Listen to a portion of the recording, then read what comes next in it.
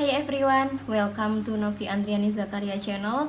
In this video, I would like to sharing about parametric and non-parametric statistic.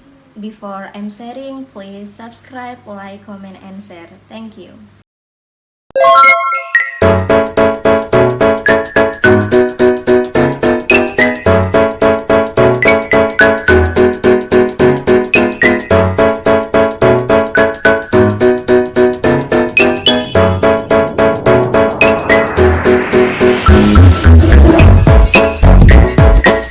Oke teman-teman, apa sih perbedaan dari parametrik dan non-parametrik dalam statistika?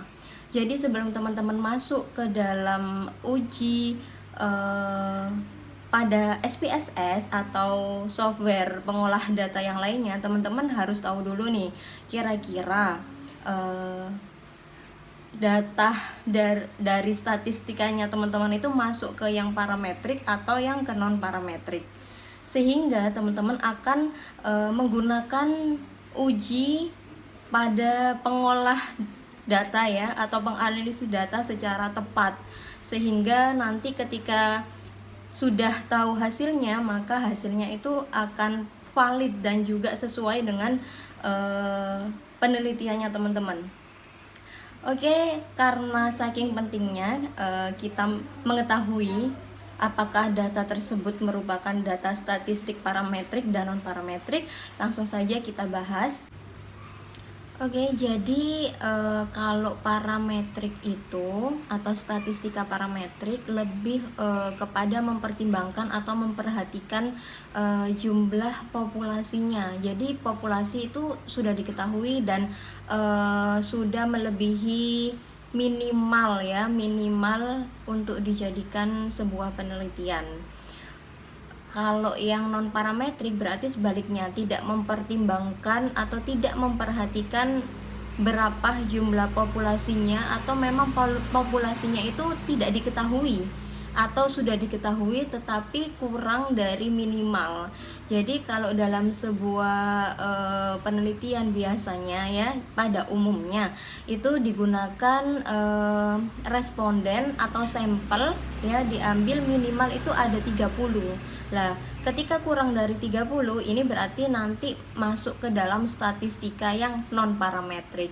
Atau ketika kita mau meneliti di sebuah kafe atau tempat wisata yang memang kita tidak mengetahui berapa jumlah pengunjung, jumlah konsumen yang datang setiap harinya, setiap bulannya, maka kita menggunakan yang non parametrik. Jadi seperti itu ya teman-teman. Ketika kita sudah tahu data tersebut masuk ke statistika parametrik ataukah statistika non parametrik, maka kita akan mudah untuk menentukan uji apa saja yang cocok kita gunakan untuk penelitian kita. Misalkan penelitian kita memang masuk ke dalam statistika yang parametrik, berarti uji yang kita gunakan ada misalkan uji T, uji ANOVA, uji regresi, kemudian untuk korelasinya pakai yang person correlation seperti itu. Sedangkan ketika kita data statistikanya masuk ke dalam statistika non parametrik, berarti kita menggunakan uji yang beda. Misalkan kita menggunakan uji Spearman, kemudian kita menggunakan uji Wilcoxon dan lain sebagainya. Jadi seperti itu teman-teman, penting sekali untuk mengetahui apakah statistika penelitian kita masuk ke dalam parametrik atau non parametrik. Karena memang untuk kelanjutan pengujian pada software atau aplikasi pengolah data yaitu SPSS, Smart PLS, AMOS dan lain sebagainya, itu perlu untuk diketahui terlebih dahulu, sehingga ujinya tepat, penelitian kita juga tepat, dan ujinya juga valid.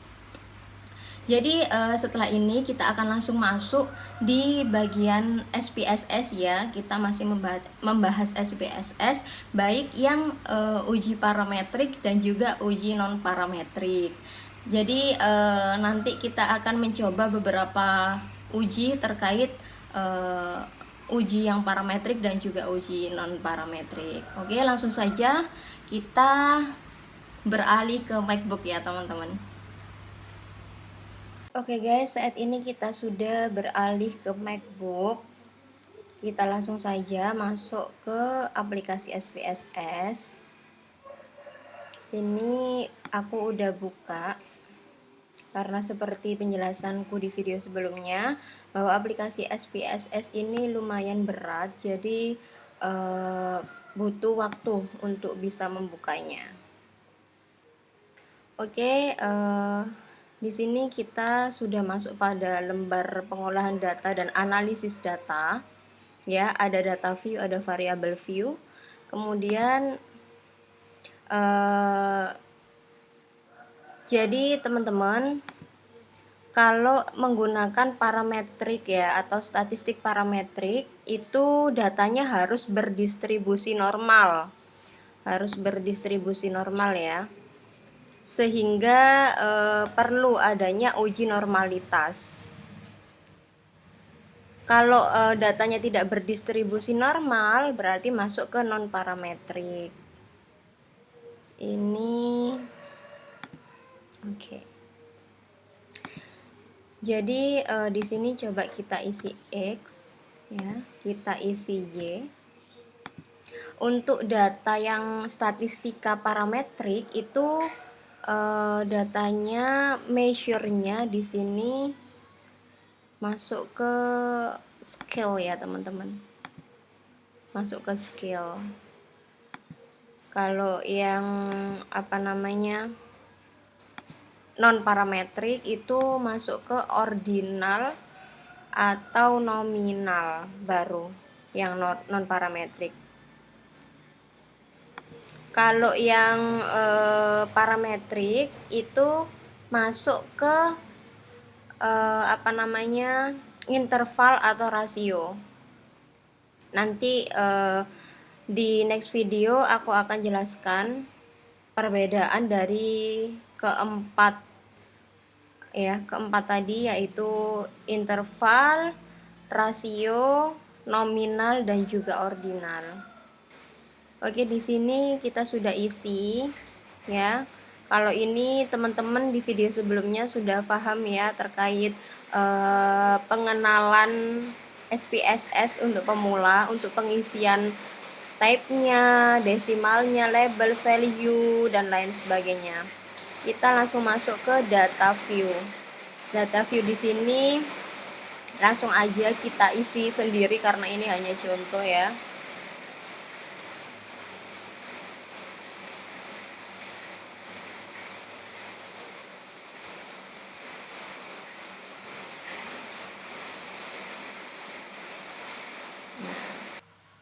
Oke, kita langsung saja masuk ke analyze untuk menguji data normalitas. Deskriptif statistik, explore. Untuk yang dependent list kita masukkan yang variabel Y. Untuk yang factor list kita masukkan yang variabel X.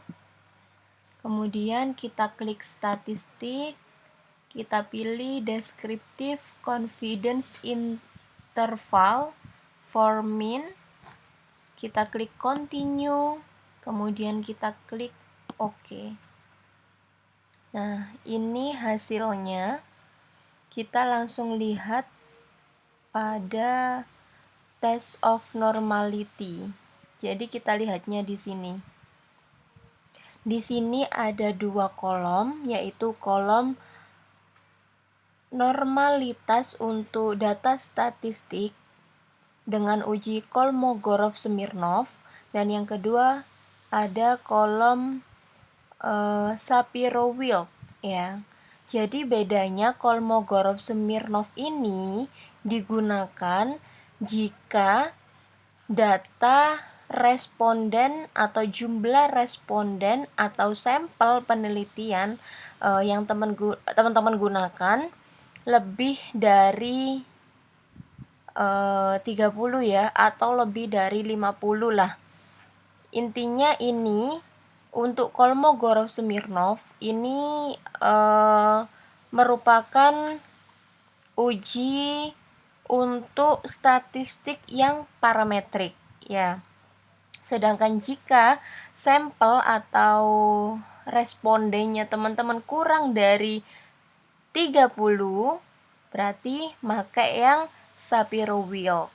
Dan ini berarti data penelitiannya teman-teman masuk pada statistika yang non-parametrik ya. Jadi teman-teman sudah paham ya antara Kolmogorov-Smirnov sama Shapiro-Wilk. Lah, cara membaca apakah data ini berdistribusi normal atau tidak itu dari signya teman-teman ya. Kita lihat yang di Kolmogorov-Smirnov ini signya koma saja. Koma saja. Ini tandanya 0,000 ya, kayak gitu ya. Kalau yang Shapiro-Wilk juga sama. 0,000.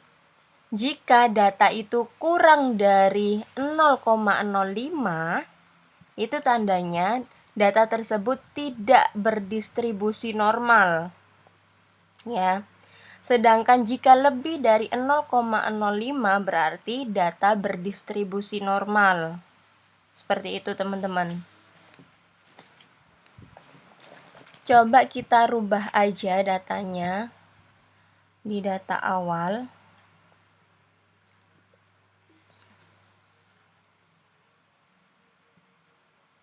Coba ini kita rubah. Ini 3, 3, 3, 4. Ini 3, 3, 3, 3, 4 ya. Kita coba analyze lagi. Kita cari apakah data ini berdistribusi normal atau tidak. Nah, ini berarti masuk lagi ke deskriptif statistik, explore. Ya, ini karena sudah masuk, kita cek lagi statistiknya benar, continue dan kita klik OK. Kita tunggu hasilnya. Oke. Ternyata masih ya teman-teman, masih tidak berdistribusi normal. Ini signya masih 0,0, kalau ini 0,001 ya. Jadi seperti ini teman-teman. Jika data tersebut tidak berdistribusi normal, itu tandanya teman-teman harus menggunakan statistik yang non-parametrik, sehingga uji-uji selanjutnya itu menggunakan yang non-parametrik. Oke, jadi dari sini paham ya.